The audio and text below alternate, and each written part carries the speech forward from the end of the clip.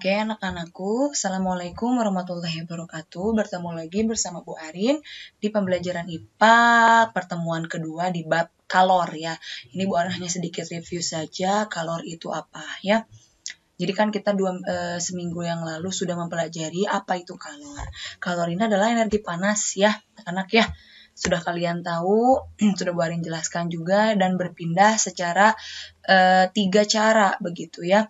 Ada konduksi, konveksi, dan radiasi. Perbedaannya sudah kalian pahami juga apa itu konduksi, konveksi, dan radiasi ya. Intinya kalau konduksi itu tanpa diikuti perpindahan partikel, konveksi itu perpindahan kalor, diikuti dengan perpindahan partikelnya, dan radiasi itu perpindahan kalor tanpa melalui zat perantara. Nah, sekarang kita akan masuk ke materi baru yaitu perubahan wujud benda.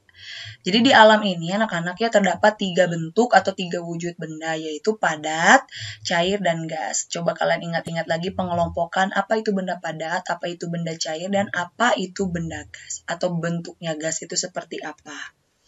Nah anak-anak ya ini kurang lebih gambarannya dari segitiga perubahan wujud benda. Jadi di sini ada yang paling atas itu gas, kemudian sebelah kirinya ada padat dan sebelah kanan itu cair. Jadi di sini bisa kalian lihat ya, kita mulai dari padat dulu ya.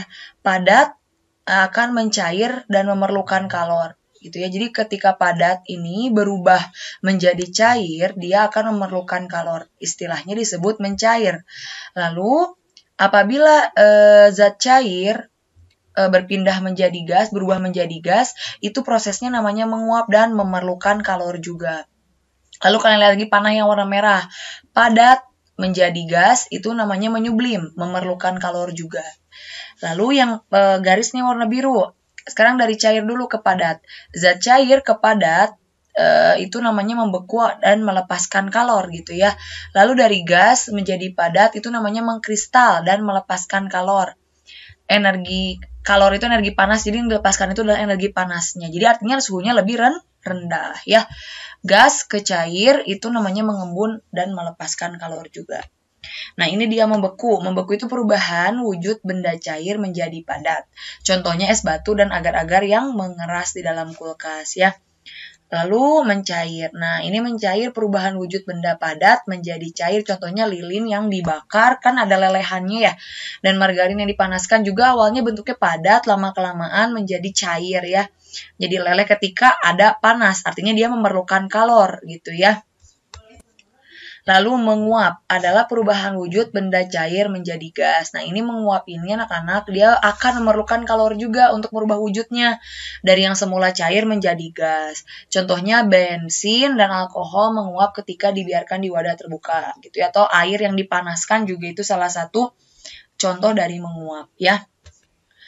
Lalu ada mengembun. Nah, mengembun ini adalah perubahan wujud benda gas menjadi cair. Nah, ini melepaskan kalor. Anak-anak ya semula membutuhkan kalor, sekarang dia melepaskan energi panasnya.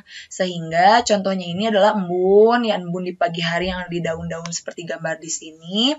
Lalu titik-titik air pada gelas yang berisi air dingin. Kalau kalian ambil tuh air dingin buat minum, kalian diamkan sementara waktu, nanti kita akan lihat embun-embun yang ada pada gelas kita. Itu namanya contoh peristiwa mengembun.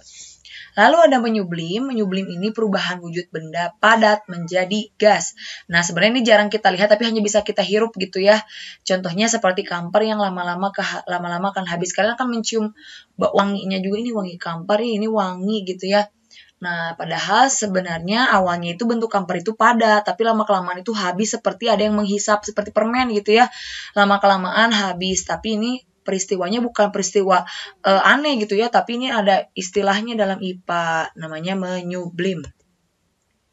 Lalu yang terakhir itu adalah perubahan wujud benda gas menjadi padat. Nah, ini peristiwanya nggak pernah kita lihat di Indonesia karena mungkin kita ini salah satu negara dengan iklim tropis, jadi kita nggak bisa menemukan peristiwanya. Tapi kalau anak-anak pergi ke luar negeri gitu ya, ke Eropa yang punya 4 musim, Korea begitu ya, kalian mungkin akan bisa temukan peristiwa ini terjadi ya.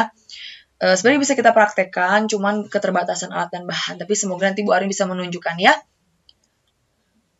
Nah ini contohnya peristiwa berubahnya uap air menjadi salju.